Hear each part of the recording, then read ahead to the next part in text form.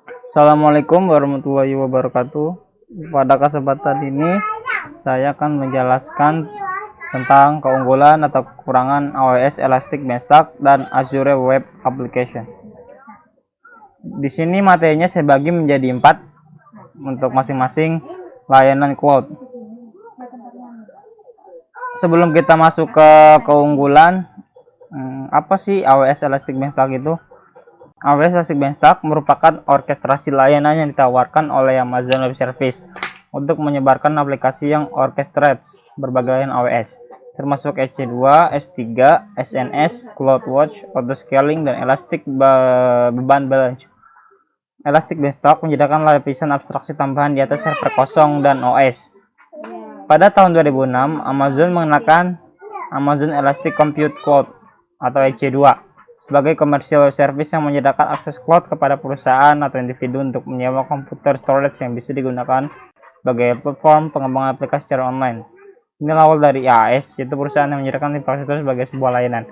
Jadi AWS Elastic Beanstalk itu lebih tepatnya ke virtual machine-nya, seperti virtual storage-nya, database-nya, dan semuanya. Kita masuk ke keunggulan AWS Elastic Beanstalk. Untuk keunggulan yang pertama adalah langkah awalnya cepat dan mudah. Elastic Beanstalk adalah cara tercepat dan termudah untuk menerapkan aplikasi Anda di AWS.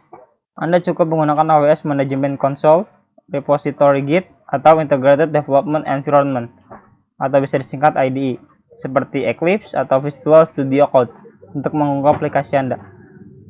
Elastic Beanstalk secara otomatis akan menangani perincian penerapan dari penyediaan kapasitas, load balancing, penskalaan otomatis, dan pemantauan kesehatan aplikasinya. Untuk keunggulan kedua adalah produktivitas developer. Elastic Beanstalk menyediakan dan mengoperasikan infrastruktur dan mengelola tumpukan aplikasi untuk Anda, sehingga Anda tidak perlu menghabiskan waktu seharian untuk ini. Hal ini juga akan menjaga platform dasar yang menjalankan aplikasi Anda selalu sesuai dengan patch dan pembaruan yang terbaru. Sebaliknya, Anda dapat fokus untuk menulis kode daripada menghabiskan waktu mengelola dan mengkonfigurasi server, database, load balancer, firewall, dan jaringan. Jadi kita tidak perlu repot-repot untuk mengurus servernya, database-nya, load balance, atau firewall-nya, karena ini sudah disediakan oleh AWS Elastic Beanstalk. Untuk keunggulan ketiga, tidak akan berlebihan. Elastic Beanstalk secara otomatis menaikkan dan menurunkan skala aplikasi Anda berdasarkan kebutuhan spesifik aplikasi Anda. Menggunakan pengaturan auto scaling yang tadi yang mudah disesuaikan. Misalnya Anda dapat menggunakan metrik penggunaan CPU untuk memicu tindakan auto scaling. Dengan Elastic Beanstalk, aplikasi Anda dapat menangani puncak beban kerja atau lalu lintas sekaligus meminimalkan biaya Anda. Keunggulan nomor 4, melengkapi kendali sumber daya. Anda memiliki kebebasan untuk memilih sumber daya AWS seperti jenis instance Amazon EC2 yang optimal untuk aplikasi Anda. Selain itu, Elastic Beanstalk memungkinkan Anda membuka cap mesin dan mempertahankan kontrol penuh atas sumber daya AWS yang memberdayakan aplikasi Anda. Untuk kekurangan AWS Elastic Beanstalk, yang pertama, harga produk yang ditawarkan perusahaan tidak dapat ditawar-tawar.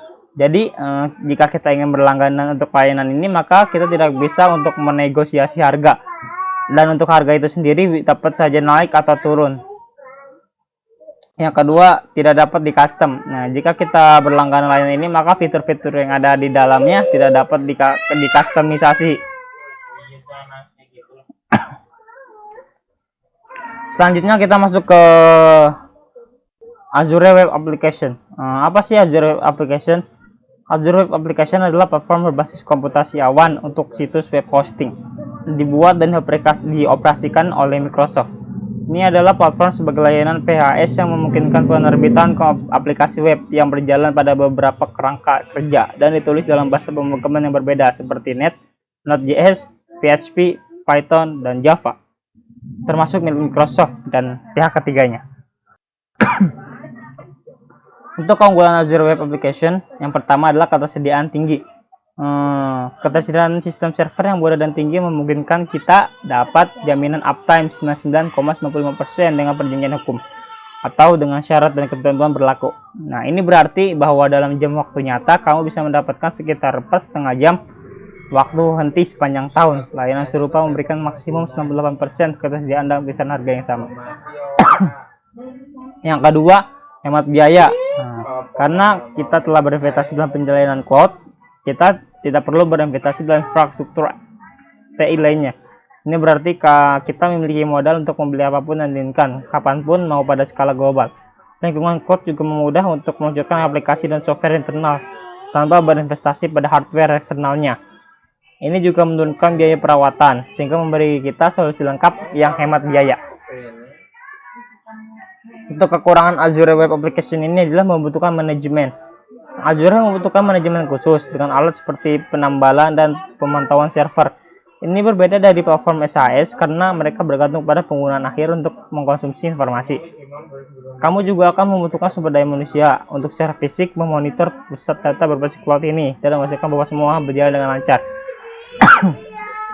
Untuk yang kedua, kecepatan. Memulai akun cloud adalah tugas yang cukup mudah dengan mengingat kemudahan aksesnya. Namun, dalam kasus Microsoft Azure, 54 wilayah melayani 140 negara berbeda di dunia. Jika kamu tertinggal atau kita tertinggal di negara yang jauh dari wilayah pusat data, kita akan terlihat lambat dalam kecepatan dan dapat mengganggu beberapa perusahaan. Untuk yang ketiga, membutuhkan keahlian platform. Tidak seperti server lokal, Microsoft Azure ini membutuhkan keahlian untuk pengoperasiannya, sehingga semua bagian yang diperlukan fungsional. Penyedia layanan cloud yang berlebihan adalah salah satu kesalahan umum yang dilakukan oleh administrator bisnis. Kesalahan sederhana bahkan tidak mudah diidentifikasi di cloud ini, sehingga menelan biaya ribuan dolar per tahun untuk bisnis ini. Berikut referensi website yang bisa Anda kunjungi. Sekian dari saya, kurang lebihnya mohon maaf. Wassalamualaikum warahmatullahi wabarakatuh.